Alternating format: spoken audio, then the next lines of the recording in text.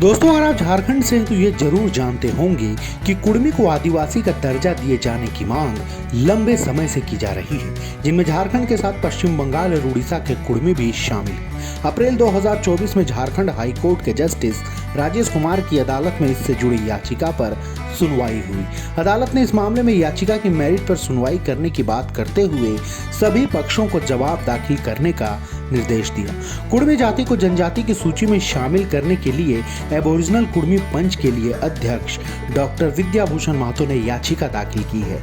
इस याचिका में कहा गया है कि भारत सरकार की 1913 और 1971 की अधिसूचना में कुर्मी आदिवासी थी, लेकिन 1950 की अधिसूचना में छोटानागपुर के कुर्मियों को बिहार का कुर्मी समझकर अति पिछड़ा वर्ग की श्रेणी में डाल दिया गया। यह संविधान के अनुच्छेद 342 का उल्लंघन है। साल 1913 और 1931 की अधिसूचना में कुर्मियों के आदिवासी होने को सुप्रीम कोर्ट ने हाल ही में अपने एक आदेश में भी प्रमाणित किया है।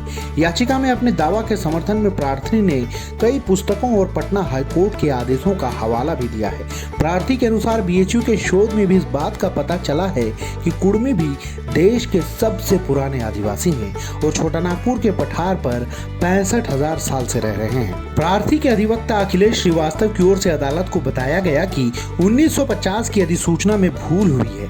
इसमें सुधार कर कुर्मियों को फिर से एसटी की सूची में शामिल करने का निर्देश दिया जाए। इसके पीछे कुर्मी जाति के हजारों साल पुराने इतिहास को आधार बनाया गया है। एसटी में शामिल करने की मांग के पक्ष में कई तर्क हैं। सबसे पहले 1910 के संथाल परगना में प्रकाशित डिस्ट्रिक्ट गजेटियर में मुंडा कुर्मी बिरहोर खरवार की उपजाति में दर्शाया गया है। 1901 और 1911 के जनगणना में कुर्मी को एबोरिजिनल कम्युनिटी में दर्शाया गया। 1921 की जनगणना में कुर्मी को एमिनिस्ट सूची में रखा गया। 1931 के जनगणना में कुर्मी को प्रिमिटिव ट्राइब की सूची में रखा गया। 6 सितंबर 1950 को जनजातीय शब्द एसटी शब्द में तब्दील हो गया। इसके बाद 13 में केवल 11 जाति को ही एसटी सूची में शामिल किया गया। कुर्मी को एसटी सूची से हटा दिया गया। तत्कालीन पीएम पंडित जवाहरलाल नेहरू ने इसे सरकारी त्रुटि के रूप में स्वीकार किया था।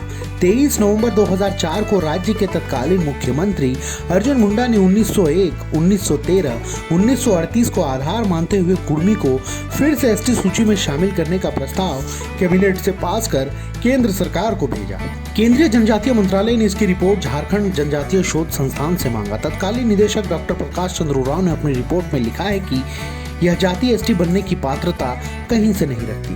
25 नवंबर 2018 को प्रतिपक्ष के नेता के तौर पर हेमंत सोरेन सहित कुल 42 विधायक और 2 सांसदों ने एक संयुक्त हस्ताक्षर कर सहमति पत्र राष्ट्रपति के पास भेजा।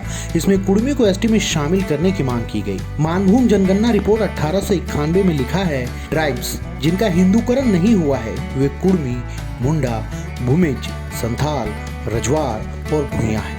स्पष्ट लिखा है, छोटानागपुर के कुर्मी और बिहार के कुर्मियों में फर्क है। छोटानागपुर के कुर्मी से ब्राह्मण जल ग्रहण नहीं करते। अब जानिए कुर्मी जाति के एसटी में शामिल होने से होंगे क्या फायदे। अभी आदिवासियों की आबादी 26% है। अगर कुर्मी की आबादी 23.5% एसटी बन जाते हैं तो एसटी की कुल आबादी 51% हो जाएगी। इससे झारखंड छठी अनुसूची में आसानी से शामिल हो जाएगा और झारखंड पूर्ण रूप से आदिवासी राज्य बन जाएगा। झारखंड में परिसीमन का खतरा मंडरा रहा है। आदिवासियों की जनसंख्या लगातार गिरती जा रही है। इससे आरक्षित सीटों की संख्या घट जाएगी। इससे भी बचा जा सकता है। जो संवैधानिक अधिकार छीने गए हैं वह फिर से प्राप्त हो जाएगा और कुर्मी लोगों का विकास तेजी से होगा। जनजातीय बनने से कुर्मियों की जमीन सुरक्षित रहेगी। अभी कुर्मी की जमीन सीएनटी एसपीटी के दायरे में आ चुकी है। कुर्मी के आदिवासी बनने से पूरे झारखंड में आदिवासी सांसद और विधायकों की संख्या भी बढ़ेगी। मतलब साफ है कि कुर्मी जाति दस्तावेजों की बदौलत अपने इतिहास को साबित करने में जुटा है। झारखंड में कुर्मी जाति को जनजाति का दर्जा देने की मांग पिछले 75 सालों से उठ रही है, जो सड़क से होते हुए न्यायालय के दरवाजे तक पहुंच चुकी है। इस मांग को लेकर बड़े पैमाने पर कई बार रेल रोको आंदोलन भी किया जा चुका है। इतना ही नहीं, इस मामले पर जमशेदपुर के पूर्व सांसद शैलेंद्र महतो प्रधानमंत्री नरेंद्र मोदी को पत्र भी लिख चुके हैं। कुर्मी समाज की दलील है कि 1931 से पहले वे प्रिमिटिव ट्राइब्स हुआ करते थे, जिसमें झारखंड में कुल 13 जनजातियां शामिल थी। लेकिन 1950 में जो गजट प्रकाशित हुआ उसमें कुर्मी को छोड़कर सभी 12 जनजातियों को शामिल कर लिया गया। इसके पीछे एक आधार तत्कालीन सांसद हृदयनाथ कुजूर का दिया जाता है, जिन्होंने संसद में इस संबंध में उसी समय प्रधानमंत्री जवाहरलाल नेहरू से सवाल पूछा था। लेकिन कुर्मी समाज की इस मांग का आदिवासी समाज हमेशा से विरोध करता रहा है। कुर्मी के एसटी बनने से आदिवासियों को इन नुकसान का अंदेशा है। जमीन हस्तांतरण बढ़ेगा, जमीन पर कुर्मियों का एकाधिकार हो जाएगा। राजनीतिक मामले में कुर्मी आदिवासियों को क्रश करते हुए आगे बढ़ जाएंगे। ट्राइबल को डोमिनेट करके कुर्मी आगे बढ़ जाएंगे। आदिवासियों का कस्टमरी लॉ खत्म हो जाएगा और कुर्मी हावी हो जाएंगे। कुड़माली क्षेत्रीय भाषा नहीं बल्कि जुबान ही, यह जुबान हावी हो जाएगा। अन्य जनजातीय भाषाओं की खत्म होने का खतरा मंडराएगा। ट्राइबल बहुल सीटों पर भी कुर्मी का कब्जा हो जाएगा। अब आप ये भी जान लीजिए कि जातिगत समीकरण के हिसाब से कुर्मी जाति का क्या महत्व है। झारखंड में कुर्मी जाति की संख्या यहाँ मौजूद अन्य जनजातियों से अधिक है और यहाँ की 8 लोकसभा सीट रांची, जमशेदपुर, हजारीबाग, खूंटी, सिंहभूम, गिरिडीह, गोड्डा और धनबाद में इस जाति का दबदबा है। इसके अलावा पश्चिम बंगाल की पुरुलिया, बांकुड़ा, झारग्राम, पश्चिमी मिदनापुर में इनकी बहुलता है। तो उड़ीसा के मयूरभंज, बालेश्वर, केओंझर और सुंदरगढ़ में इनके वोट निर्णायक होते हैं। इतना ही नहीं, झारखंड की 81 में 36 विधानसभा सीटों पर इस जाति की मजबूत उपस्थिति है।